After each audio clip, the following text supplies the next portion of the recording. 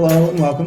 My name is Max Corbett. I graduated in the class of 2019, and while at LaSalle, I was in the Student Alumni Association for all 4 years and held the VP of Philanthropy and VP of Membership positions. I'm currently employed as a social media coordinator at WorkHuman, a company whose mission is actually to make work culture more human, which is pretty fitting as today I'm joined by some LaSalle alumni, Kyle, Caitlin, and Jessica, to learn about their experiences and advice when it comes to company culture. Company culture is crucial to productivity, employee morale, and so much more. When you are applying for a role, you are being interviewed, but you are also interviewing the employer. Finding the right culture fit is just as important as what it says in the job description, which is why we are here today to discuss how to find the right fit and what to do if you are seeking ways to alter your work environment. Before we dive into our discussion, it would actually be great if each of you could tell us a little more about yourselves and what you do. We could start with Kyle. Hey, so Kyle Vergowan, class of 2018. Currently, I work for Winter Wyman, which is a staffing firm that works mainly in the Boston, New York locations. We actually just switched to being a national staffing firm, super exciting. I specialize within the tech support space, so anybody that's doing help desk or IT support work, that's the people that I help find jobs for. Very cool. We could jump to Caitlin. Sure. So my name's Caitlin Quinn. I am the class of 2014 and then also 2015 with the 5-year program. I currently work at State Street in Human Resources as a talent development program manager. Very cool. And Jess? Hi, my name's Jess. I graduated in 2016. I work at Dana-Farber. I'm a clinical coordinator here, and I help schedule like chemos and exams for leukemia, lymphoma, bone marrow, and hematology. So, yeah. Awesome. Thank you, guys. We can dive right into the first question. So it is, how would you describe company culture and why is it crucial for an employee's personal, mental, and professional success? Whoever wants to start can jump in, or we can go down the line with Kyle again. No problem. I'll take it away. Okay. So I describe company culture as ultimately just the feeling of the company. I think every job that you go into has a different feeling, a different vibe, and I think that the ultimate company culture is just that feeling you get while you're there. I think it's important for companies to value it. I would imagine some take it more seriously than others. And I think that it is the ultimate reason why people either stay or leave a company. I think it all has to do with how you feel when you're going to work. You know, everyone's looking for that perfect job, but I think that you don't even need to find that if you're just pleasant and happy with going to work every day. Of course, there's going to be good days and bad days, some be better than others. But if overall you think, you know, the company cares about me, I care about the company, then that's, I think, what every company really is looking for. I agree. Yeah, I completely agree with Caitlin. I just think it's about, you know, how people feel about going to work and how they feel supported. And, you know, I think it's important that the company's there for the people to back them up and, you know, help them have that positive view when they go into work and stuff. Yeah, and piggybacking off of that, I feel company culture really can create the type of environment that you do or do not want on an annual work day. You know, conversations that happen can be completely made better or worse by the type of culture that's around, the type of feel that you have going into work or working from home these days. Depending on how that company culture is in terms of flexibility, you can feel comfortable to really, come out and be yourself more on a day-to-day basis and really put your heart more into the job than trying to, fit into this culture that may not be something that's advantageous to you as a person. Yeah, I agree. And it helps you do better work and feel more comfortable and all that stuff. Yeah. Absolutely. So having the right company culture, like once you're there, is important, but before you apply to an open position or while you're going through the process, are there ways to learn about the culture, like if they value their employees or if working there is going to give you what you envision to be a healthy work-life balance? I think the easy answer is to look up the reviews made by previous employees / current employees. Glassdoor is probably the best one that I use when personally looking for my next role. Indeed has some good reviews as well. You can even go on Google reviews. To kind of sort them, there'll be ones that are amazing that you may not be able to, fully believe in. There'll be some that are really bad that you may not fully be able to believe in. You got to kind of sort through a couple different ones to really get an idea of the true feeling of what they're going to be like, rather than just going by one or two reviews. Yeah, I agree with that. I think, especially with sites like Glassdoor, you're going to get a whole bunch of different employees. Some that'll probably be never happy working, some that could find a problem with anything, and then others that have some real good concrete advice and experiences. And I think, like Kyle was saying, it's filtering through those to see what is maybe the most applicable to you. If there's something you're particularly concerned about when looking for a new role, to see if someone has the same concern that you have, then maybe that's a good way to see if it's not a good fit, no matter what the job description says. But if you're able to look and they have a lot of the same comments that you're looking for in terms of what you are looking for in a role, then it's definitely worth exploring. I think any role is worth exploring, even if some of the comments on some of the employer websites aren't that great, only because it's good to get an opinion for yourself. But while you're going through the interview process, you think, there's a couple of red flags here. There were a couple of red flags on a website I saw. Maybe it's just not a good fit. Makes a lot of sense.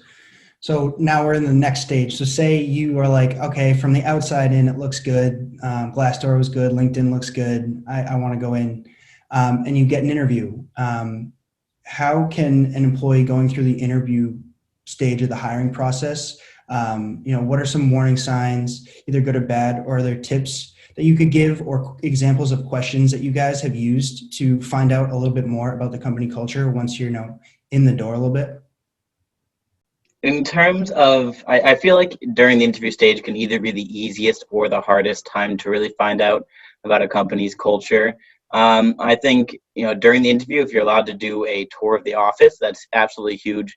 You can kind of see what environment people are in, if they're talking to one another, if they seem relaxed, or if they seem super stressed out, overworked. That's probably not going to change with adding you into the company. So, just being able to view the overall, I guess the best word would be vibe or culture that you can visibly view is a really big ideal for me. And I always make sure to ask if it's not offered, if you can have that tour, because being able to see everybody in the actual work environment is huge.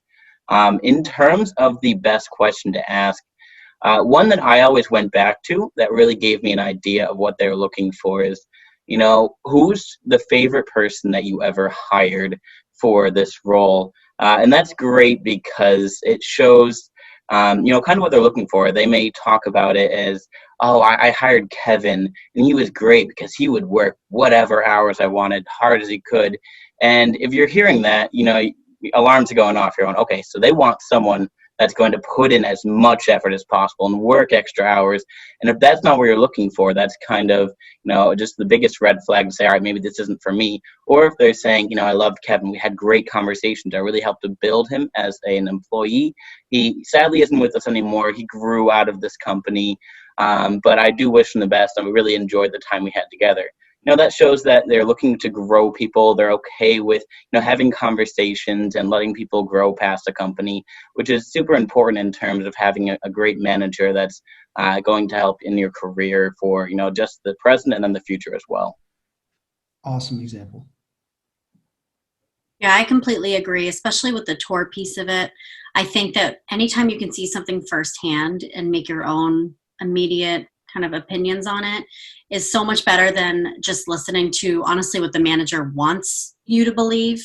To Kyle's point, you could have that same manager saying that Kevin was working, 80 hours a week, but then also in the next sentence saying that they value work-life balance and that they find it really important for people to be able to take vacation and, these days log off at a normal time.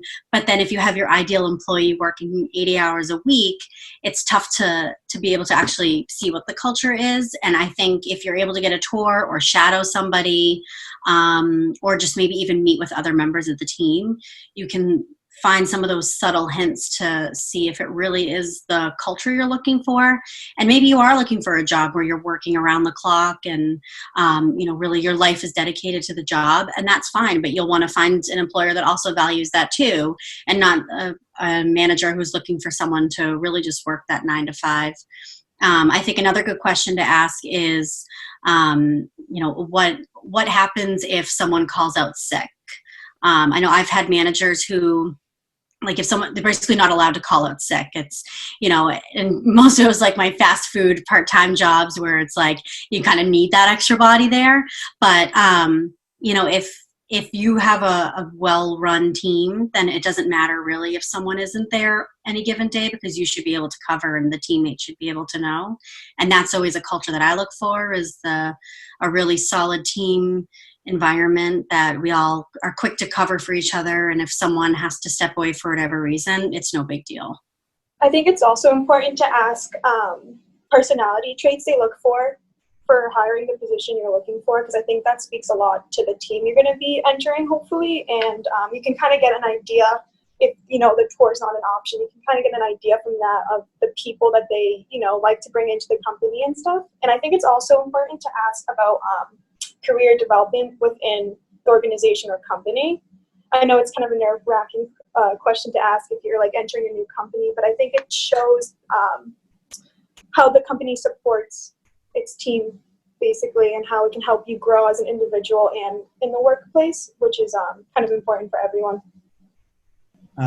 Our next question is kind of once you're already in the office. So say you go through all those stages and it's great, and you come on as an employee, but you realize you're actually in a toxic work environment or an environment that's not so great.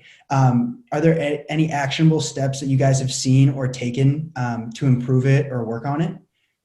So fortunately, I haven't been in this position firsthand, but I've helped to coach some other people that I've worked with in the past go through this. Maybe if it's just not clicking with a manager, or maybe the role isn't exactly what you're looking for. And I think it's, giving it all you have for, a certain amount of time. And I think it's important for you to determine that, because then it also gives you a deadline to say, okay, if it's still not working, it's truly toxic, it's not for me. I gave it all I had for, let's say, 30 days. Once I realized I didn't like it here, and that's when I started to look elsewhere. And I think it's important to determine what exactly you find toxic, whether it be just the manager, the company values, the role itself. Maybe it's a teammate that you're not clicking with. And then I think it's using that just as a development opportunity for future roles you're looking for. Maybe it's a management style that you just don't enjoy. I mean, there's so many different managers out there. And it's in your next interview, making sure that it's a manager who doesn't seem to have those traits. And of course, any new job you take is always going to be a gamble, because what you learn in the interviews and meeting with the teammates, you don't 100% know what it's going to look like day to day, and you don't really know how you'll feel about it once you're in those shoes. But I think once you learn truly what you like and don't like and find toxic, it's trying to help move forward from it, either with a new role or trying to change your attitude a little bit, maybe just to make the immediate better. Maybe it is like a teammate that you're just not working well with. The communication style is totally different. And it's just learning how to meet halfway to make it more pleasant for both of you. Because leaving your job isn't always an option. But also, like, you don't want to be running around frustrated all the time either. So it's finding that perfect balance of being content every day, maybe realizing, and once you come to terms with the fact that this isn't going to be where you work forever, maybe that's all you need to just sort of relax and think that there is other options out there. But I think it's just trying to think about what is toxic to you. I know people are so quick to say, like, I hate this job. It's like, well, why? And I think once you realize that why, and you can think of actionable items either for the immediate or long term, helps you get into that mindset of just being more positive in general. I agree. That definitely rolls into the next question as well. I mean, think about both of these. I'd give you the other two time to answer, but again, say some small steps too that contribute to the positive work environment. So yes, it may be toxic, but what are some tips and tricks for, small things you can do personally before you say, this job isn't for me, or how can you be sure you're fully adding as well? Kind of combine these two questions together. Kyle, looked like you had something. Yeah, kind of like Caitlin, I've been fortunate enough to not have been in a toxic environment for company culture myself. So the best advice I can give is kind of cliche, but it's really to be the change you wish to see. And a lot of that should involve a timeline as well. I don't like X or Y about a company. I'm going to work my best to, not be a gossiper or, whatever the situation may be. And if it's a situation, give yourself 30 days, see if you can see an impact based on your actions as well. If you can't, then it may not be something that you yourself can fix. And that's okay to admit to yourself. It's just, again, like Caitlin mentioned, just kind of learning things that are toxic in a company that maybe aren't the biggest deal to you, and things that are really a deal breaker, and kind of choosing your next company based on that, and just learning and hoping to grow based on each position you get. I completely agree with Kyle and Caitlin. I mean, you're kind of the only person you have in charge of is yourself, and you control your happiness. And at the end of the day, if you're unhappy, I think it's always important to first look at stuff that you can do in order to make sure that that's there. And, sometimes it's the hardest thing to do, but it's the best thing to do. And like both of them, luckily, I haven't been put in that position, but I mean, it's something that I feel like we all will face at some point, but it's kind of important to see what you can do in order to make the situation you're in better. And then at the end of the day, if there's nothing, then go from there. But besides that, I think it's important to focus on yourself to see what you can do to make situations like that, change. That's an awesome point. See what you can do. Make it better before you think it's, too big or anything like that. So with that, kind of when it comes to the company and things like that, are there employee programs or incentives that you think companies could have or should have that they would benefit from as well as their employees?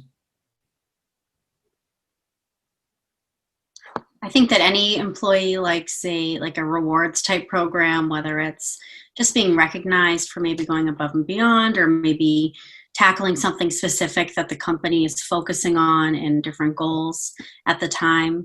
I know that it's probably more challenging to do in a remote type environment where, maybe it's a gift card program you have or some type of a gift, and it's obviously not as instantaneous to be able to just receive it at your desk.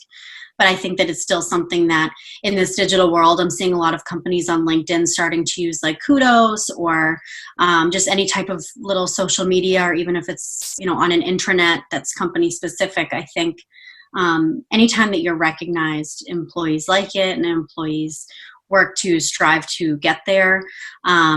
And so I think it doesn't always need to be like money or raises or promotions or anything like that. I think just those little thank you moments, or even public recognition at some sort, whether it be, like I said, on LinkedIn or something in the company, I think that's what employees are looking for.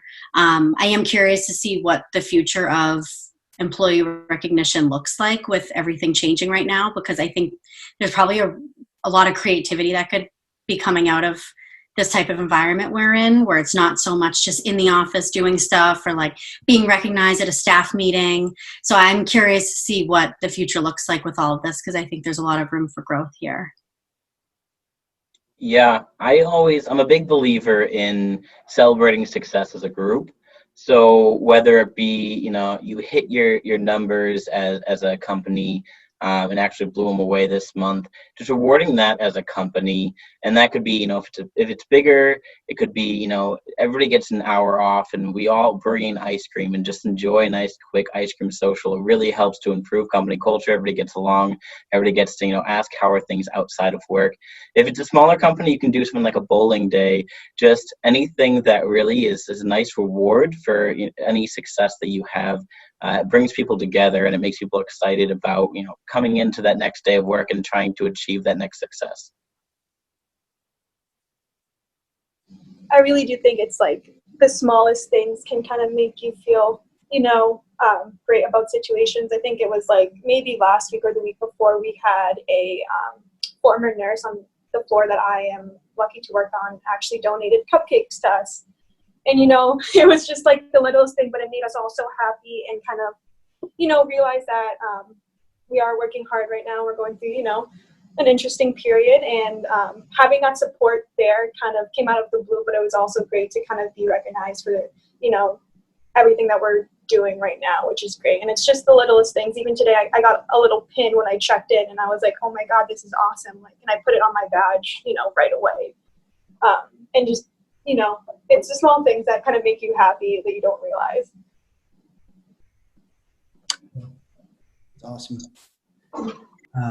That was the final question we had for you guys today. If you guys have any more comments or questions or anything like that, feel free to ask them now. Just feel free to reach out if you need any advice or someone to just bounce ideas off of. I think that's the entire idea of an alumni organization, is just to be able to reach out to those who are going through it right alongside you, have been, right where you are. So definitely feel free to reach out. I'm sure they'll add our LinkedIn's in this video description somewhere. So definitely feel free to send me a message. I'd love to help you in any way possible if it's within my means. Awesome. I agree. I'm always happy to be a resource. And I think that during these times when it can be challenging, I think it's also a great opportunity for change and growth. And I think it's nice to see how different roles and jobs are shifting. And I think that, I think it's kind of been that push that we need to shift some of the company culture. And I know people are always so, anxious and hoping to be able to work from home more often. And I think companies are learning how to do that more. I think it'll change culture and the future workforce a little bit once we're all kind of back to normal. And I think that, anytime you're in a job and you're able to just be positive and, even if you're not really feeling it, it's kind of that fake it till you make it. And eventually once, the positivity gets contagious and everyone starts to feel happy, then, you'll just feel more pleasant being at work and be able to enjoy what your job truly is, and not so worried about, like Kyle was saying earlier, the gossip or any of that kind of, I see it a lot with like, bigger companies.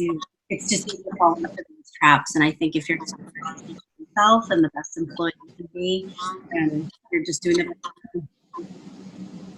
Yeah. Like they were just saying, I'm always here to help and to encourage positive workspace and stuff. So, feel free to reach out if anyone needs it or has any questions about what's going on in this world and stuff like that. I'm happy to help. So Wonderful.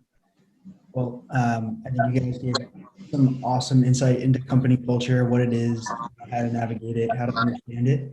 I want to thank you guys for your time. We really appreciate it. And I'm sure this is going to help a lot of people find the right fit for them.